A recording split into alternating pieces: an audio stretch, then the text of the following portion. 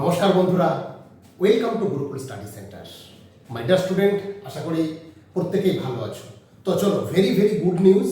তো আজকে আমি দুটো বিষয় প্রথমেই তোমাদের বলে দিই যে কারেন্ট অ্যাফেয়ার্স আমি 20টা আলোচনা করব এবং আপকামিং যেটা স্কুলের গ্রুপ সি গ্রুপ ডি পরীক্ষা আছে তার নিয়ে ছোট্ট একটা আমি বিস্তারিত আলোচনা করে দেব। তো যারা একদম নতুন, যাদের দুটো জিনিসই লাগবে, কারেন্ট অ্যাফেয়ার্স এবং স্কুলের এই বিষয়টাও কিভাবে পরীক্ষা হচ্ছে, কি কি পড়বে, কিভাবে পড়াবো, সেই ডিটেলসটা একটা আলোচনা করে দিচ্ছি। আর যাদের শুধুমাত্র কারেন্ট অ্যাফেয়ার্সটা লাগবে তারা এই ভিডিওটাকে একটু টেনে নিয়ে গিয়ে কারেন্ট অ্যাফেয়ার্সটা দেখে নাও। আমি পার্ট করে আলাদা ভিডিও না করে একটার মধ্যে আমি সমস্তটা বলে দিচ্ছি। তো চলো সরাসরি শুরু করে দেওয়া যাক। তো প্রথমেই বলবো যে একটা ভেরি গুড নিউজ, যেটা স্কুলের গ্রুপ সি এবং গ্রুপ ডি একটা রিক্রুটমেন্ট হওয়ার খবর বেরিয়েছিল এবং সেটা ফর্ম ফিল আপ অলরেডি চলছে।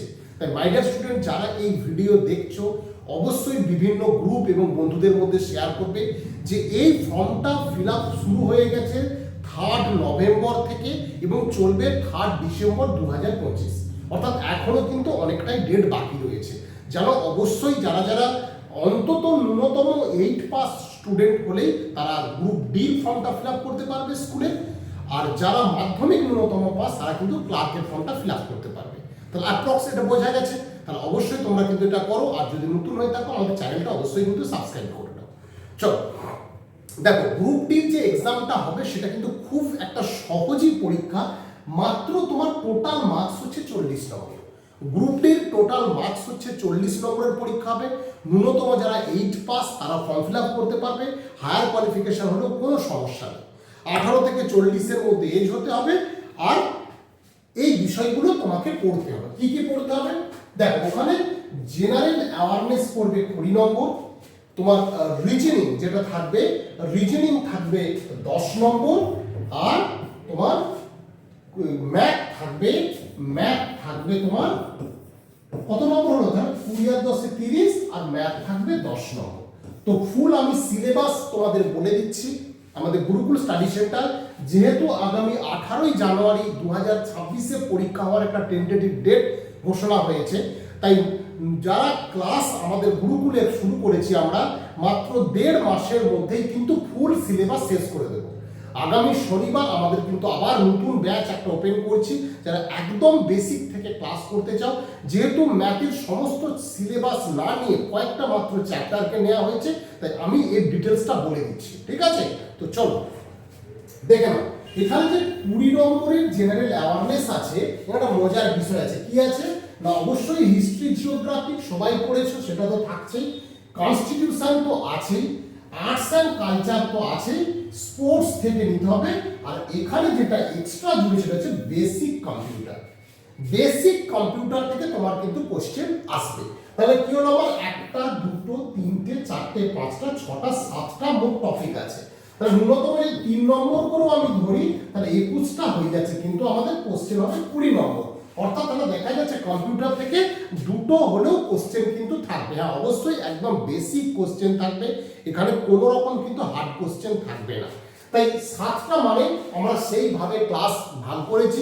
শনিবার এবং বুধবার 2 দিন করে ক্লাস করাবো। একদিন অনলাইন, একদিন অফলাইনও করতে পারো, 2 দিন অফলাইনই করতে পারো। প্রায় 7.5 ঘন্টা করে এখানে কিন্তু ম্যারাথন 3 জন করে স্যার ক্লাস নেবে, ঠিক আছে? একজন ম্যাথের স্যার থাকবেন, একজন রিজনিং স্যার থাকবেন, আর একজন জিকে স্যার থাকবেন। জিকের 3-4 জন স্যার, তাদের পার্ট করে ভাগ করে দেয়া। এবার যেটা আসছে রিজনিং সেশন। দেখো, রিজনিং সেশনের মধ্যে যেটা তোমাদের দেওয়া হয়েছে, পিক্টোরিয়াল সিরিজ আর sequence, classification of similar words, টু ফলস, ম্যাচিং, আর যেটা আছে সেটা হচ্ছে ব্লাড রিলেশন। তাহলে এটা তোমাকে শিখে নিতে হবে। তাহলে আমার কটা টপিক হচ্ছে এখানে?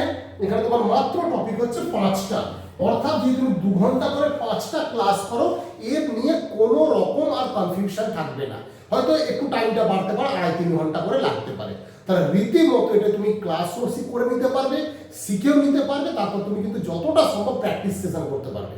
আমরা practice plus study material plus mock test plus monthly test, এই টোটাল আমরা ব্যাপারটা কিন্তু এখানে রাখবো গুরুকুলে।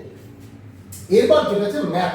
ম্যাথে আছে 10 নম্বর, খুব ভালো কোশ্চেন। এটা গড়ের অঙ্ক পড়বে, শতকরার অঙ্ক পড়বে, গড়, শতকরা, আর কি কি আছে এখানে?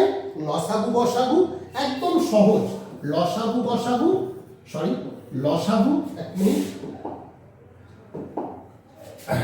লসাগু, গসাগু, আর তার সাথে কি আছে না, তার সাথে আছে অনুপাত সমানুপাত, আর অবশ্যই সিম্পল ইন্টারেস্ট মানে সরল সুদ। অনুপাত সমানুপাত, আমি আর পুরোটা লিখছি না, অনুপাত সমানুপাত আর সরল সুদ। ঠিক আছে, আমাদের একদম সুনামধন্য যে ম্যাথের স্যার আছেন, দুজন স্যার আছেন বা তিনজন স্যার আছেন, প্রত্যেকটা গড়ের অঙ্ক সত্তর একদম ধরে ধরে প্রথমে বেসিক সেশন একবারে 1.5 থেকে 2 ঘন্টায় প্রথমে আগে ডেসক্রিপটিভ শেখানো হবে, তারপর তার থেকে কোশ্চেন দেওয়া হবে। প্রতি কোশ্চেন থেকে যদি তুমি 50টা করে অঙ্ক ভালো মতো করে নাও, আশা করি তোমার কিন্তু ফুল সিলেবাস কমপ্লিট হয়ে যাবে। এবং যারা অ্যাডভান্স আছো তারা কিন্তু যদি একটু তারপরে আমাদের সমস্ত সাজানো আছে, তোমরা কিন্তু এটা করতে পারো। তাহলে কি বললাম, তাহলে গ্রুপ ডি টোটাল হচ্ছে 40 মার্কের পরীক্ষা হবে। তোমার জেনারেল অ্যাওয়ারনেস আছে 20 নম্বর, রিজনিং আছে 10 নম্বর, আর ম্যাথ আছে 10 নম্বর। ঠিক আছে, এই পরীক্ষা হবে 18 জানুয়ারি 2026, তার অর্থাৎ ডিসেম্বর মাস আমাদের আছে। আর নভেম্বর মাসের আজকে মনে হয় 23 তারিখ, 24-25 তারিখের কাছাকাছি, আর পরে 18 তারিখ, অর্থাৎ তাহলে তোমার কাছে অ্যাপ্রক্স ধরতে পারো 2 মাসের একটু কম টাইম হচ্ছে। তো 2 মাসের মধ্যে ফুল সিলেবাস করাটা কিন্তু এমন কোনো ব্যাপার নাই। তো যারা অনেকদিন ধরে পরীক্ষা দিচ্ছ বা যারা নতুন, একটু সিস্টেমেটিক পড়াশোনা করে এটা কিন্তু পাস করা যাবে। ঠিক আছে, এরপর আসছে যেটা সেটা গ্রুপ সি পরীক্ষা। গ্রুপ সি পরীক্ষা আমি এটা একটু মুছে দিলাম, তাহলে তোমাদের বুঝতে সুবিধা হবে। হ্যাঁ, এটা একটু মুছে দিই।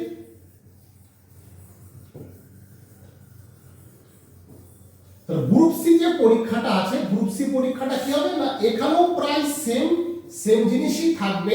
তো তোমরা যারা ফর্ম ফিল আপ করছো, একই জোনে দুটো ফর্ম ফিল আপ না করে তোমরা একটু আলাদা আলাদা জোনে কিন্তু ফর্মটা ফিল আপ করার চেষ্টা করবে। একটা নিজের জন্য করলে একটা আলাদা। তো এবার যে গ্রুপ সি যে পোস্টটা আছে আমি এখানটায় লিখলাম, তাহলে তোমার সুবিধা হবে অনেকটা। গ্রুপ সি যে পোস্টটা আছে এখানে কি আছে, মানে ক্লার্কের জন্য যেটা 60 নম্বরের টোটাল পরীক্ষা। কত নম্বরের পরীক্ষা হবে? 60 নম্বর।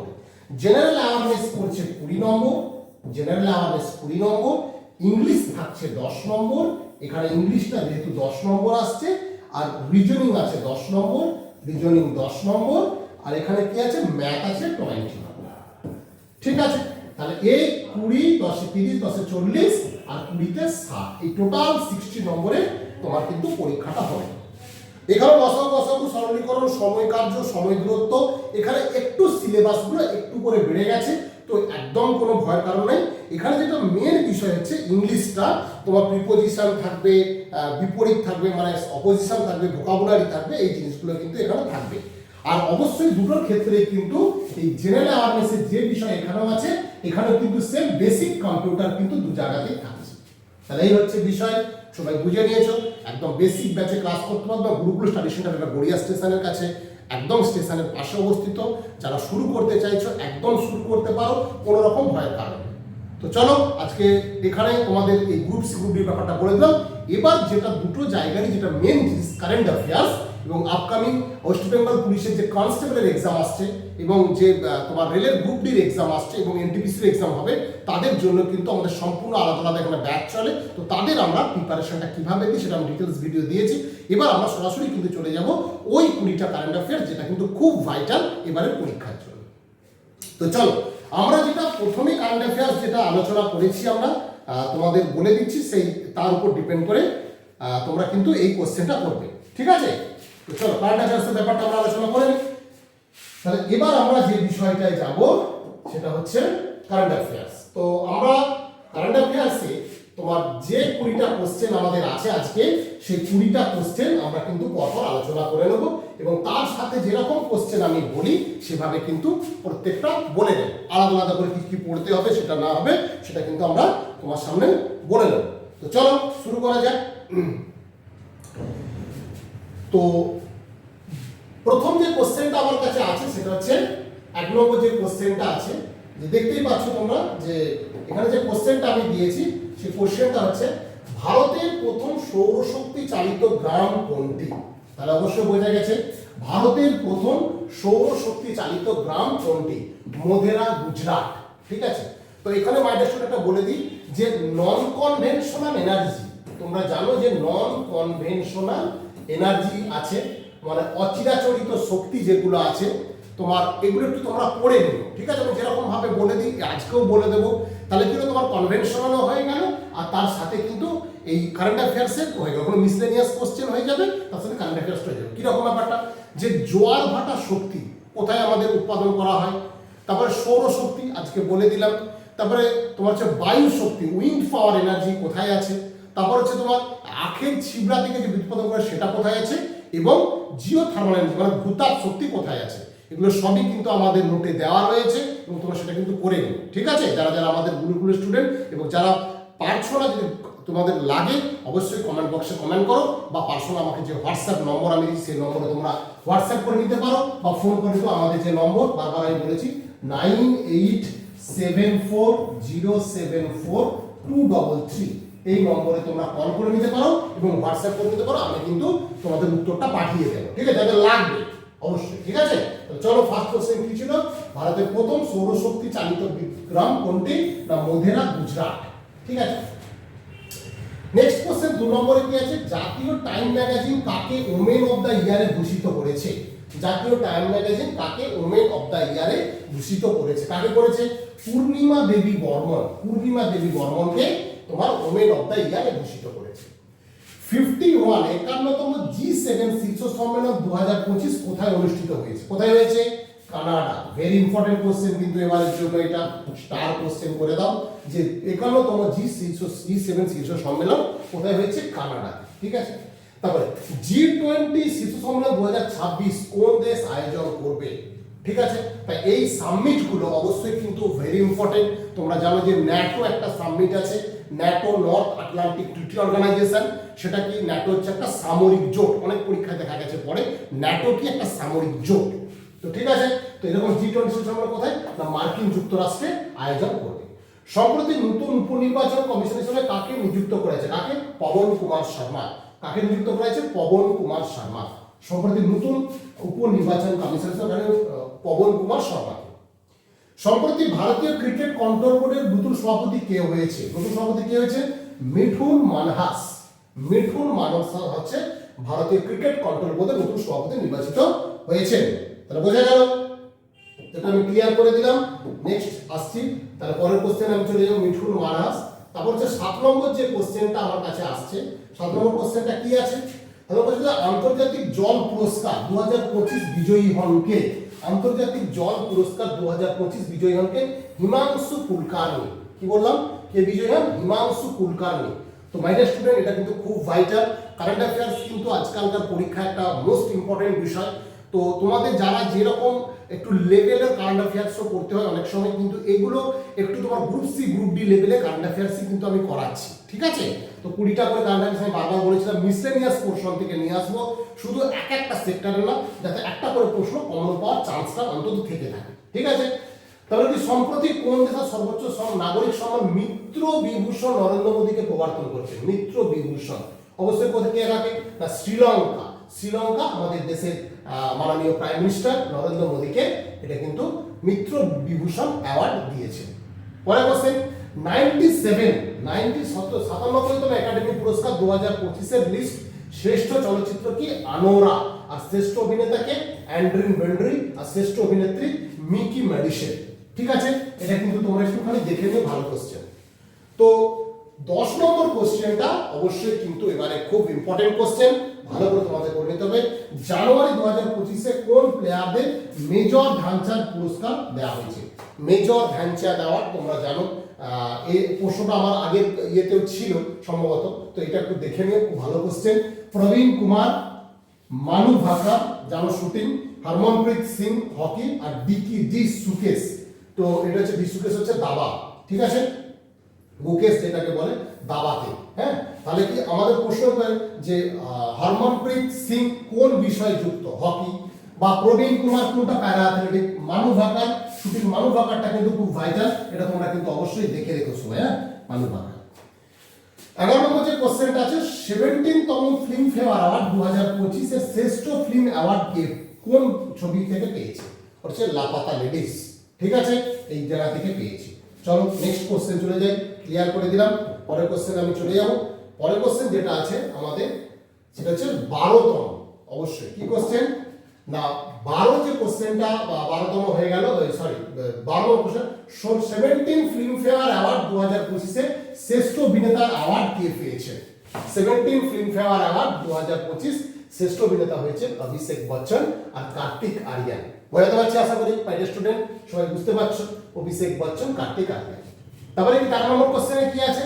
71তম জাতীয় ফিল্মফেয়ার অ্যাওয়ার্ড 2025 শ্রেষ্ঠ অভিনেতার অ্যাওয়ার্ড কে পেলেন? শ্রেষ্ঠ অভিনেতা অ্যাওয়ার্ড পেয়েছেন শাহরুখ খান আর বিক্রান্ত মেসি। অবশ্যই কিন্তু এই প্রশ্নটা অবশ্যই ইম্পর্টেন্ট, কারণ অ্যাওয়ার্ডের কোশ্চেনের থেকে ফিল্মফেয়ার অ্যাওয়ার্ডের কোশ্চেনটা কিন্তু অনেকবার দেখা গেছে এই প্রশ্নটা কিন্তু আসে। ঠিক আছে, তো এই একটা কোশ্চেন। তারপরে 14 কোশ্চেনটা 2025 ইউনিভার্স অ্যাওয়ার্ড কে পেয়েছে? 2025 ইউনিভার্স ইন্ডিয়া। ঠিক আছে, কে হয়েছে? মনিকা বিশ্বকর্মা। এটা কিন্তু খুব ভালো ভাইটাল কোশ্চেন, ভালো করে রেখো। আমি আবার একটা কোশ্চেন রিপিট করছি, আগের দিনও দিয়েছিলাম, এই কোশ্চেনটা বারবার রিপিটে আমি আনছি, বলে দিচ্ছি যে 2025 সালে 59 জ্ঞানপীঠ অ্যাওয়ার্ড কে পেয়েছে? তো এই কোশ্চেনটা আসার চান্স কিন্তু মোস্ট ভালো, যারা নতুন একদম হয়তো নতুন অনেকেই দেখো, তো ভিডিও কমেন্টও করো, ভিডিও আলাদা করে হোয়াটসঅ্যাপও করো, তাদের জন্য বলছি যদি এই কোশ্চেনটা আগে কিন্তু তোমরা ভিডিও না দেখে থাকি, কোশ্চেনটা কিন্তু আবার নোট করে নিতে পারো। 59 জ্ঞানপীঠ অ্যাওয়ার্ড পেয়েছেন বিনোদ কুমার শুক্লা। তো 16 নম্বর 2025 সালে কতজনকে পদ্মভূষণ দেওয়া হয়েছে? কতজন? 139 জনকে পদ্মভূষণ দেওয়া হয়েছে। 17 নম্বর কোশ্চেনটা আমি আবার একবার আলোচনা করে দেব। 17 নম্বর কোশ্চেনটা খুব ভাইটাল কোশ্চেন, কারণ এখানে যেটা আছে তোমার হচ্ছে, এখানে যেটা আছে, তো 17 নম্বর যে কোশ্চেনটা আছে আমাদের, 17 নম্বর কোশ্চেনটা, তো 17 নম্বর কোশ্চেনে যেটা আছে আমাদের দেখে নাও, যে 17 নম্বর কোশ্চেন হচ্ছে ইউএস ওপেন 2025। আগের ভিডিওতে আমি বলেছিলাম যে ওপেন আমাদের 4টে হয়, তোমরা জানো।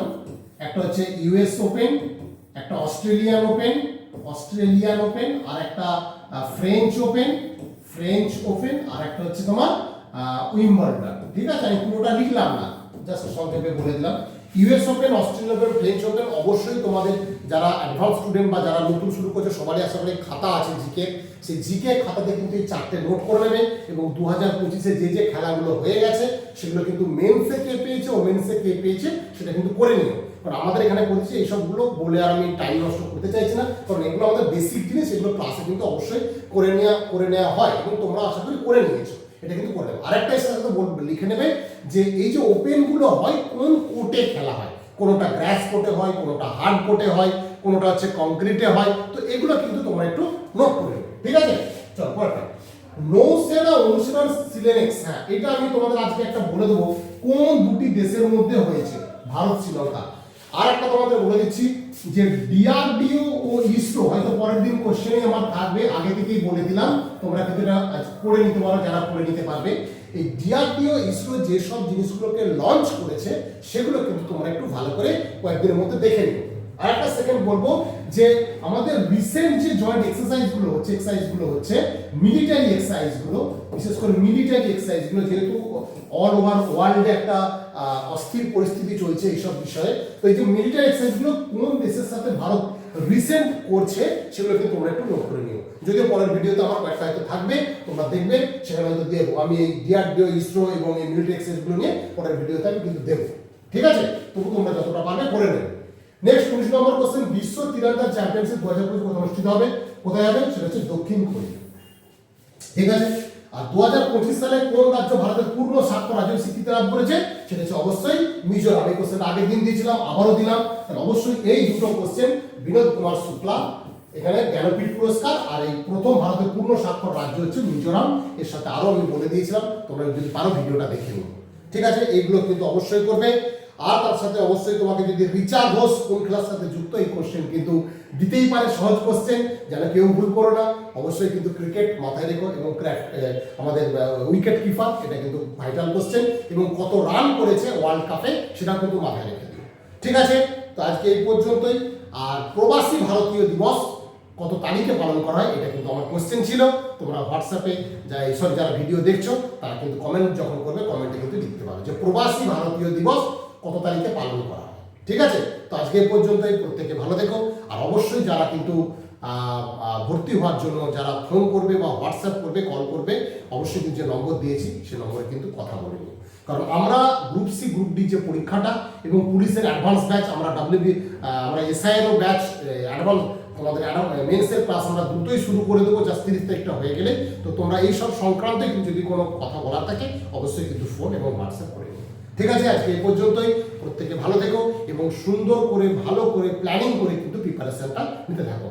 আর ডাব্লিউবি কনস্টেবলের স্টুডেন্টদের আমি বলবো একদম কোনো চিন্তা ভাবনা না করে শুধু রিভিশনটা বারবার করো আর মক টেস্টটা ভালো করে দেবো। ঠিক আছে, আজকে এই পর্যন্তই। প্রত্যেকেই ভালো।